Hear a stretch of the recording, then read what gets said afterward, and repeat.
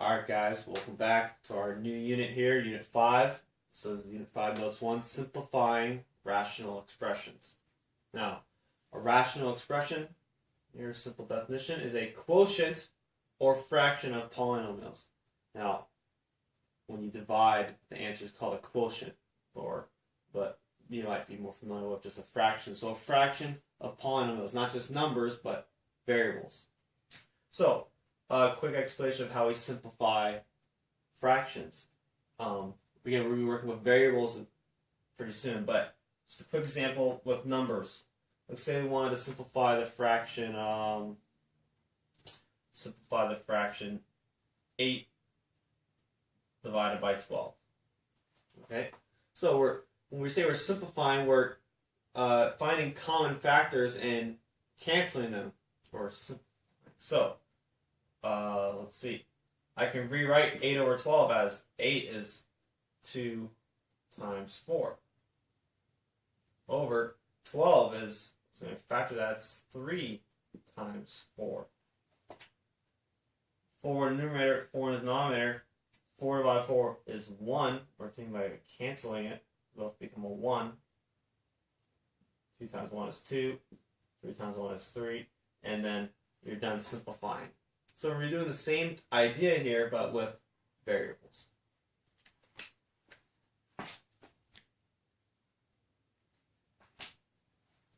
Okay, so our first example, we're going to simplify and state the discontinuities of this expression here. It's a rational expression because we have polynomial in both numerator and denominator. So I factor both numerator and denominator. 4x and 12, looking for a common factor, and 4 goes in both 4 and 12. So factor out 4, left with x minus 3. Factor the numerator, 8 comes out. X plus 24 divided by 8 is 3. Okay.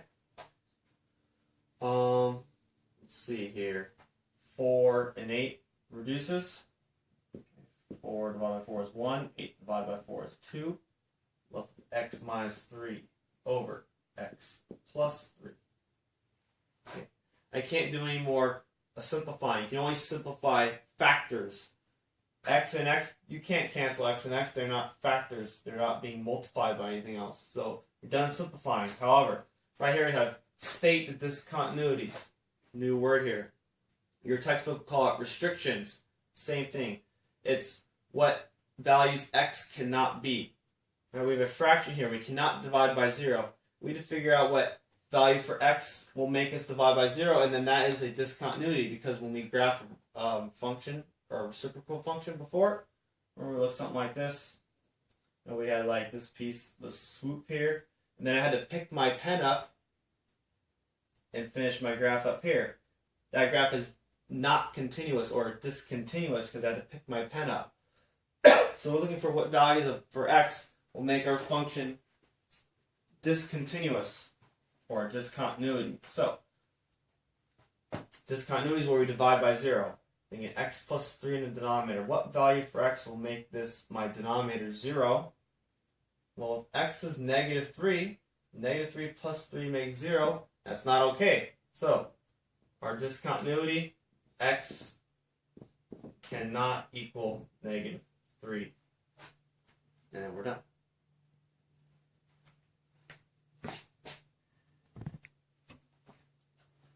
Okay, our next example here. Same direction, simplify and state the discontinuities. So, first thing I do is I factor both numerator and denominator as much as I can. 2x minus 2. I can factor out a 2. 2 quantity x minus 1. Okay.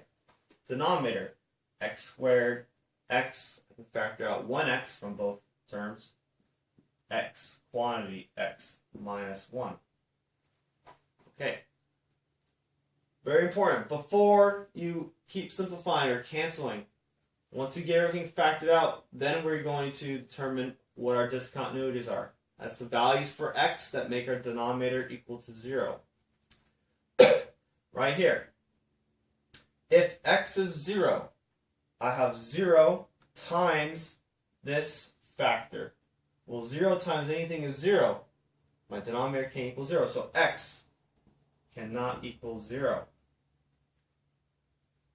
If x is equal to 1, we have a problem. 1 minus 1 would be 0. Denominator is equal to 0, so x can also not equal 1. Graph will be discontinuous at both of those values for x. Okay.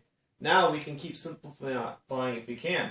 I have a factor of x minus 1 in numerator, a factor of x minus 1 denominator. Those can cancel.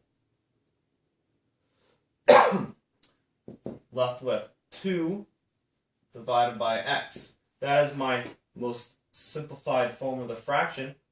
I'm done simplifying.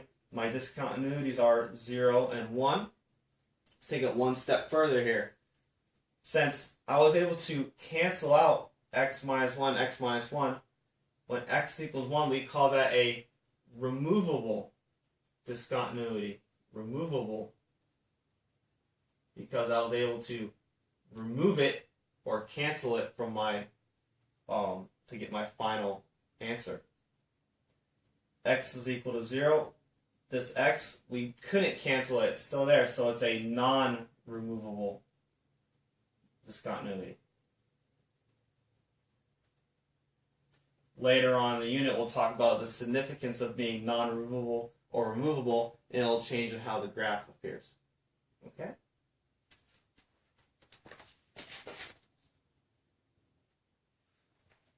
Okay, our next example here, number 3. Same instructions, simplify state discontinuities. So, canceling factors here. This one's a little different. They're both numerator and denominator, just one term, but different. More than one variable will make it a little more complicated here. Let's see, 5 and 20. Those can simplify. 5 divided by 5 is 1. 20 divided by 5 is 4. Okay. X's. X divided by x. Subtract the exponents. 4 minus 2. Or you can think of these x squared will cancel with an x squared here, but I have 4 x's, so this 4 just becomes a 2. Okay. I have y squared in numerator, y cubed in denominator, so this y squared is canceled or becomes a 1. This y cubed just becomes y to the first power. Numerator I'm left with, there's a 1 here, don't have to write the 1. 1 times x squared. All my y's canceled, divided by. Still have a 4.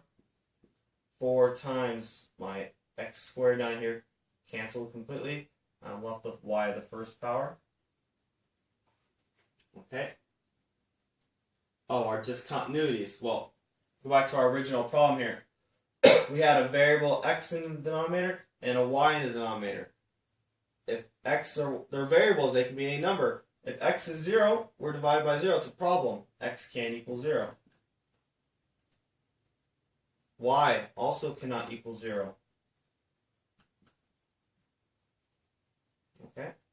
Since all of our x's in the denominator canceled, we call that a removable discontinuity.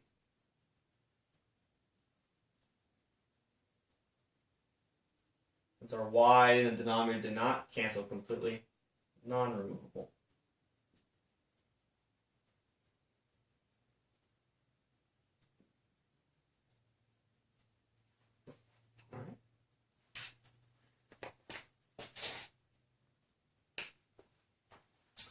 Alright, next example here, number 4. Same directions. Simplify, state discontinuities. I erased it so I have more room this time. But now I have trinomials in both numerator and denominator. So back to factoring trinomials. One of my favorite things, algebra. So let's see. Both of my trinomials, x squared, have a 1 in front. Very nice. That makes it simple here. So I'm going to go reverse FOIL method in numerator. X times x will give me x squared. Positive 25, positive 10, so they're both positive factors.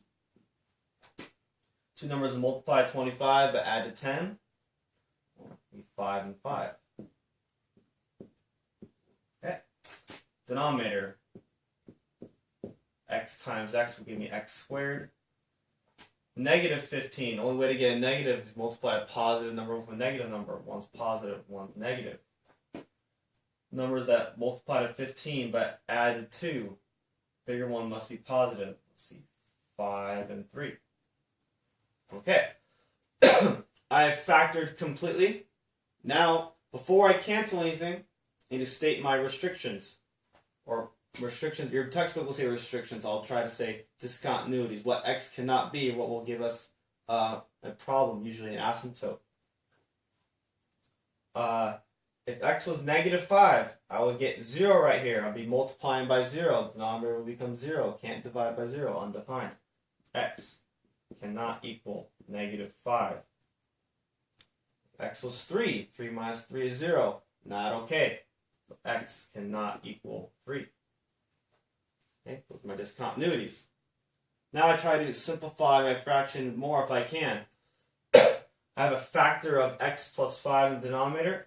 I have 2 factors of x plus 5 in the numerator, so one of these will cancel with x plus 5 in the denominator. I'm left with my final answer of x plus 5 divided by x minus 3. Okay. Since our factor of x plus 5 in the denominator canceled out, this is a removable discontinuity.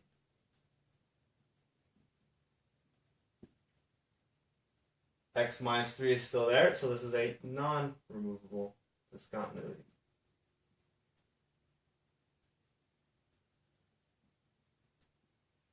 A common mistake or confusion, students, is they say, well, the factor is x minus 3, but how come x is 3 is a discontinuity? Because 3, when x is 3, that's the problem. 3 minus 3 makes 0, not negative 3. If x is negative 3, you get negative 3 minus 3 is negative 6. That's not a problem. So 3 is the value for x that makes our denominator 0. All right. One more. All right. Last problem here. Same direction, simplify state discontinuities. But tried to throw in, say, a little more challenging problem here, a little trickier. Again, going to factor numerator and denominator if we can. Numerator here. Oh, well, inconveniently, I wrote it so that x squared was not in front. Well, much easier to factor if our x squared term is in front. So let's rewrite this as negative x squared minus 2x plus 48 over 2x squared minus 72. Okay. Now let's see here. Yeah, I don't like factoring when my x squared term is negative, so I'm going to factor out that negative here. Let's go here. Negative quantity x squared plus 2x minus 48 over. Now I'm going to factor my denominator. 2x squared minus 72, I can factor out a 2. 2 quantity x squared minus 36. Alright. Now I'm going to factor this trinomial in the numerator. So I'm going to keep my negative out here. We'll worry about that later. 2 binomials, x and x. Let's see, 2 numbers multiply to negative 48. So one must be positive, one must be negative. And add the 2. Let's see, 48. 6 and 8. Bigger one's positive, so plus 8 minus 6 over. I need to factor x squared minus 36. When you have a binomial, 2 terms, you can be thinking about difference of squares. X squared is perfect square. 36 is a perfect square. 2 parentheses here. X plus 6. X minus 6. Okay, I'm completely factored. Before I cancel anything, figure out my discontinuities. Denominator. X cannot equal negative 6. Or I'll have a problem here, I'll be equal 0. X does not equal negative 6. X cannot equal 6, because 6 minus 6 will give me 0. X does not equal positive 6.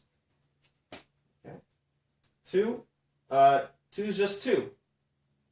X can equal 2, that's fine. If x is 2, you get 8 here, that's fine. If x is 2, you get negative 4, that's no problem. Okay, so don't get tricked by the 2 here.